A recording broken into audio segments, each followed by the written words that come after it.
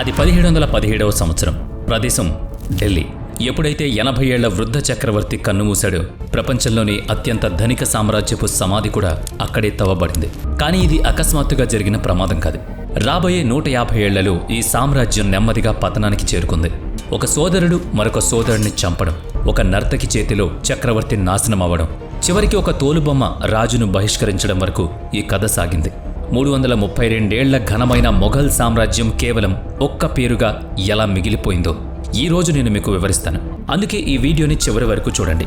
ఎందుకంటే చరిత్ర అంటే కేవలం తేదీలు మాత్రమే కాదు, అవి మనకు హెచ్చరికలు కూడా. మీకు తెలుసా ఔరంగజేబు తన సోదరులను చంపి సింహాసనాన్ని దక్కించుకున్నాడు. కానీ తన చివరి సమయంలో వారసుడిని మాత్రం ప్రకటించలేదు. అవును, ఔరంగజేబు తన కొడుకులలో ఎవ్వరినీ వారసుడిగా ఎంపిక చేయలేదు. పైగా మీరు సామ్రాజ్యాన్ని మీలో మీరు పంచుకోండి అని తన కొడుకులకు చెప్పాడు. ఒక్కసారి ఆలోచించండి, అన్నదమ్ములు ఎప్పుడైనా ఆస్తిని సంతోషంగా పంచుకున్నారా? అస్సలు లేదు. ఔరంగజేబు మరణం తర్వాత మరోసారి సోదరుడు సోదరుడిపై కత్తెత్తాడు. దర్బార్ కుట్రలకు కేంద్రంగా మారింది. ఒకప్పుడు ప్రపంచాన్ని శాసించిన ఢిల్లీ కిరీటం ఇప్పుడు వణికిపోవడం మొదలైంది.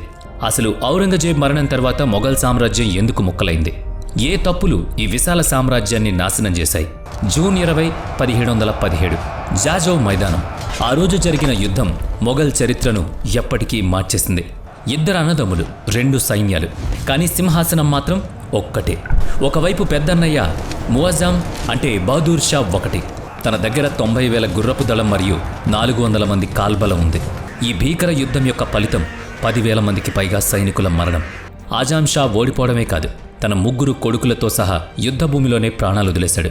జాజౌ యుద్ధం కేవలం ఒక పోరాటం మాత్రమే కాదు స్నేహితులరా, ఇది మొఘల్ సామ్రాజ్య పునాదులనే కదిలించి వేసింది. తన అతిపెద్ద పోటీదారుని ఓడించిన తర్వాత 1వ బహదూర్ షా దక్కన్ వైపు వెళ్ళాడు. అక్కడ కామ్ బక్ష్ బీజాపూర్లో తనకంటూ ఒక చిన్న రాజ్యాన్ని ఏర్పాటు చేసుకున్నాడు. 1709లో బహదూర్ షా సైన్యం కామ్ బక్ష్ సైన్యాన్ని కూడా ఓడించింది. ఈ యుద్ధంలో గాయపడిన కామ్ బక్ష్ మరుసటి రోజే మరణించాడు. ఈ వారసత్వ పోరాటాల్లో కేవలం మొఘల్ రాజకుమారులు మాత్రమే చనిపోలేదు. మొఘల్ సైన్యంలోని అత్యంత అనుభవజ్ఞులైన కమాండర్లు మరియు సైనికులు కూడా అంతమయ్యారు. దీనివల్ల షాహీ ఖజానా దాదాపుగా ఖాళీ అయింది. ఈ యుద్ధాల్లో ఒక విషయం స్పష్టమైంది. మొఘల్ చక్రవర్తుల్లో మునుపటి సత్తా లేదు. సింహాసనం బలహీనంగా మరియు అస్థిరంగా మారింది. ఇది సర్దార్లకు ఒక క్లియర్ మెసేజ్ ఇచ్చింది. బలహీనమైన రాజులని వాడుకుని తాము ఎవరికైనా మద్దతిచ్చి వారిని చక్రవర్తిని చేయొచ్చు. అలా మొఘల్ చరిత్రలో మొదటిసారిగా కింగ్ మేకర్ల శకం మొదలైంది. అంటే అసలు రాజు ఎవరూ నిర్ణయించేంత బలం సామంతుల చేతిలోకి వెళ్ళింది. 1వ బహదూర్ షా ఈ అస్థిరతను ఆపడానికి ప్రయత్నించినప్పటికీ అతని పాలన చాలా తక్కువ కాలం సాగింది. 1712లో ఆయన మరణించారు. ఈ గందరగోళం మధ్య 1712లో సింహాసనం ఎక్కాడు జహాందార్ షా. 1712 నుంచి 1713 వరకు కేవలం ఒక్క ఏడాదిలోనే అతను మొఘల్ సింహాసనాన్ని అవమానాల పాల్చేశాడు. జహాందార్ షా లాల్ కున్వర్ అనే ఒక నర్తకి ప్రేమలో పిచ్చోడయ్యాడు. ఎంతలా అంటే ఆమెకు ఏకంగా ఇంతియాజ్ మహల్ అనే బిరుదిచ్చాడు. షాహీ జెండాను ఎగరవేసే అధికారం కూడా ఇచ్చాడు. అతను లాల్ కన్వర్ వెనుక ఎంతలా పడ్డాడంటే తరచుగా బహిరంగంగానే ఆమెతో అసభ్యకరమైన స్థితిలో బట్టలు లేకుండా కనిపించేవాడు. అతని దర్బారు ప్రతి రాత్రి చౌకబారు గాయకులతో నిండిపోయేది. వీరంతా మద్యం మత్తులో ఉన్నప్పుడు తమ చక్రవర్తిని తన్నుతూ అరుస్తూ అవమానించేవారు. జహాందార్ షా లాల్ కున్వర్ బంధువులకు సామ్రాజ్యంలో అత్యున్నత పదవులు కట్టబెట్టాడు. దీని ఫలితం కేవలం 1 సంవత్సరం తర్వాత అతని మేనల్లుడు ఫరూఖీ సియార్ తిరుగుబాటు చేసి జహాందార్ షాను చంపించాడు. కానీ ఫరూక్ సియార్ తన సొంత బలంతో అధికారంలోకి రాలేదు. అతన్ని గద్దెక్కించింది సయ్యద్ సోదరులు. వీరు పంజాబ్ నుంచి వచ్చిన బారా సయ్యద్ ముస్లింలు. వీరి దగ్గర సొంత సైన్యం కూడా లేదు. కానీ వీరు సామ్రాజ్యాన్ని స్థాపించే స్థాయికి ఎలా ఎదిగారు? సయ్యద్ సోదరుల దగ్గర సొంత రాజ్యం ఏదీ లేదు. కానీ వారి దగ్గర అత్యంత ముఖ్యమైన ఆయుధం ఒకటుంది. అదే రాజకీయ చతురత.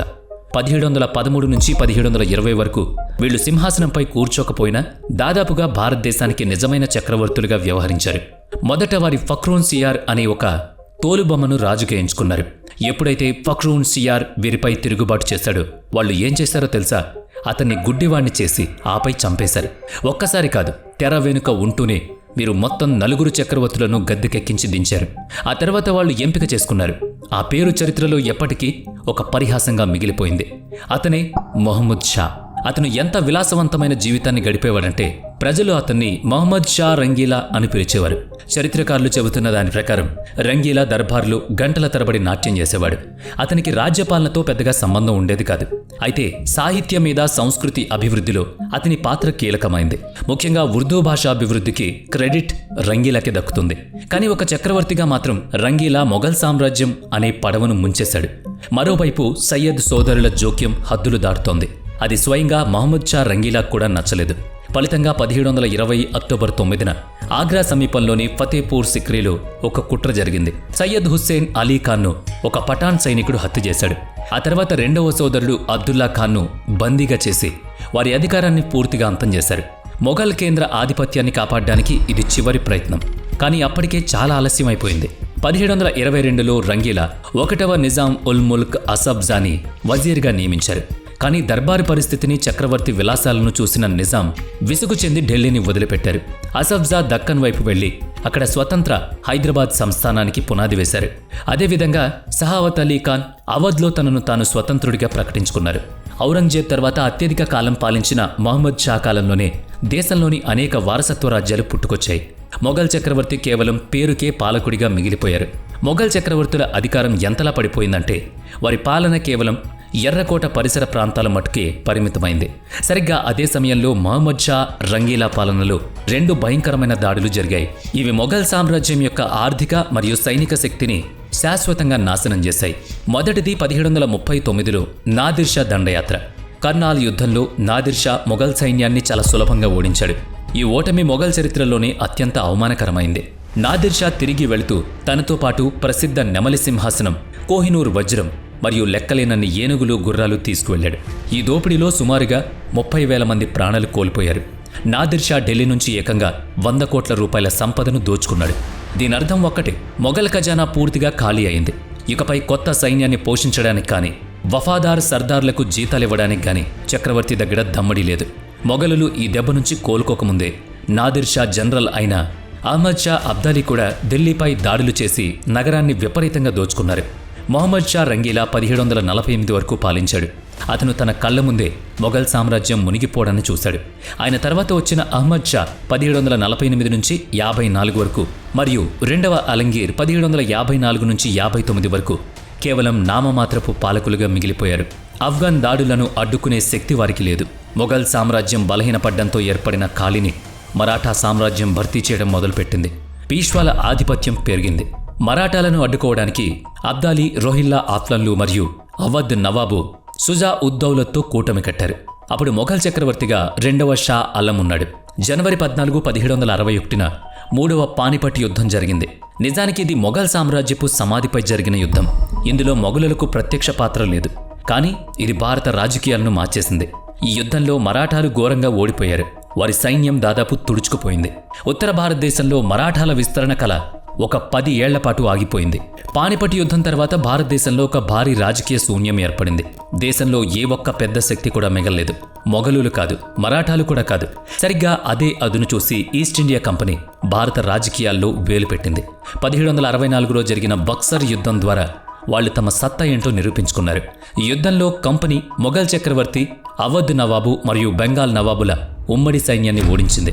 దీంతో మొఘల్ చక్రవర్తి అధికారం కేవలం ఎర్రకోట నుంచి ఢిల్లీలోని పాలం వరకు మాత్రమే పరిమితమైంది. అయితే మొఘల్ సామ్రాజ్య పతనానికి కేవలం చక్రవర్తుల అసమర్థత మాత్రమే కారణం కాదు. దీని వెనుక ఒక బలమైన ఆర్థిక కారణం ఉంది. చరిత్రలో దీన్ని జాగీర్దారీ సంక్షోభం అని పిలుస్తారు.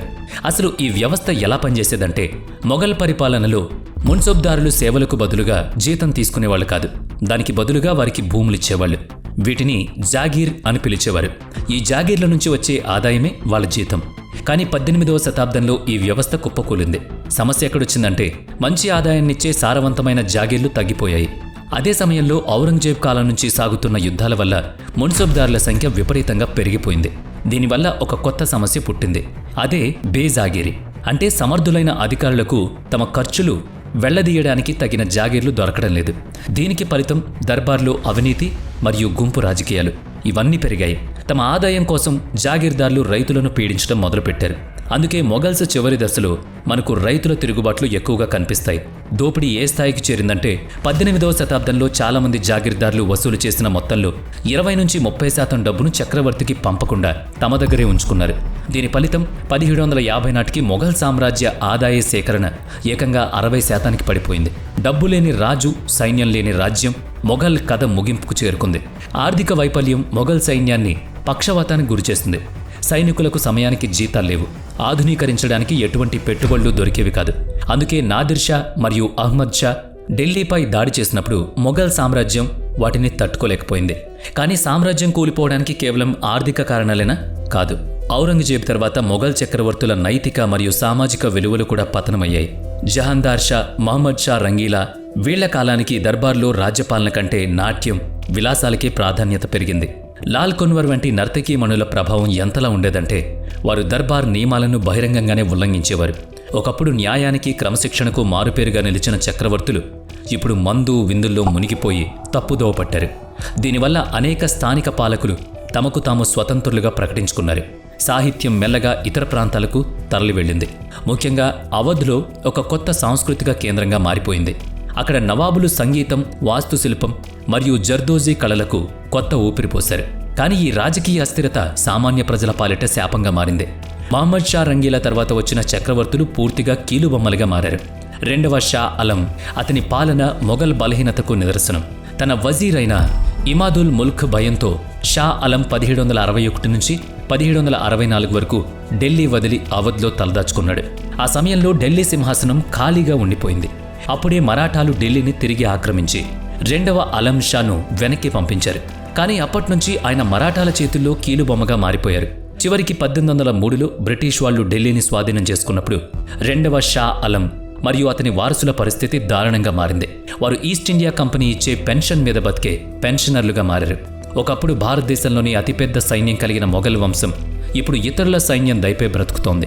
మొఘల్ చక్రవర్తికి అధికారం లేకపోయినా భారత ప్రజలకు మరియు సైనికులకు ఆ వంశం అంటే ఇంకా గౌరవం ఉండేది. అందుకే మే 11, 1857న మీరట్ నుంచి ఢిల్లీకి చేరుకున్న విప్లవ సైనికులు 82 ఏళ్ల వృద్ధుడు బహదూర్ షా జాఫర్ను ఈ తిరుగుబాటుకు నాయకత్వం వహించమని బలవంతం చేశారు. అయితే జాఫర్ ఈ తిరుగుబాటుకు నాయకుడవడం ఈస్ట్ ఇండియా కంపెనీకి ఒక గొప్ప అవకాశాన్నిచ్చింది. తిరుగుబాటును అణచివేయడంతో పాటు మొఘల్ వంశాధికారాన్ని శాశ్వతంగా అంతం చేయడానికి వారికి సరైన కారణం దొరికింది. సెప్టెంబర్ 1857లో ఢిల్లీ తిరిగి ఈస్ట్ ఇండియా కంపెనీ వశమైంది. ఆ తర్వాత మొఘలుల పట్ల వాళ్ళు ప్రవర్తించిన తీరు చూస్తే ఎవరికైనా కన్నీళ్లాగు. సెప్టెంబర్ 21, 1857న మేజర్ హట్ఫన్ హుమాయూన్ సమాధి వద్ద దాక్కున్న బహదూర్ షా జాఫర్ను అరెస్ట్ చేశారు. అంతటితో ఆకుండా జాఫర్ కళ్ల ముందే అతని కొడుకులను కాల్చి చంపాడు.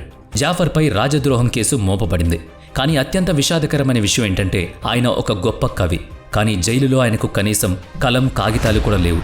చివరికి తన బాధను వెళ్ళగక్కడానికి ఆ చక్రవర్తి జైలు గోడలపై బొగ్గుతో గజల్స్ రాసుకున్నాడు. అక్టోబర్ 1858లో 332 ఏళ్ల ఘనమైన మొఘల్ పాలన అధికారికంగా ముగిసింది. చివరి చక్రవర్తి బహదూర్ షా జాఫర్ను అతని భార్యలు మరియు 2 కొడుకులతో సహా ఒక ఎద్దుల బండిలో ఎక్కించి ఢిల్లీకి దూరంగా బర్మాకు ప్రవాసానికి పంపారు. అక్కడే 1862లో ఆయన కన్నుమూశారు. ఇది ప్రపంచాన్ని శాసించిన మొఘల్ సామ్రాజ్యం యొక్క పతన గాథ.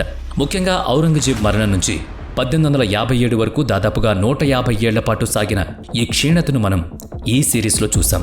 ఈ చారిత్రక కథనం మీకు ఎలా అనిపించిందో కామెంట్ చేయండి. మరి వీడియో నచ్చితే లైక్ చేయండి, షేర్ చేయండి.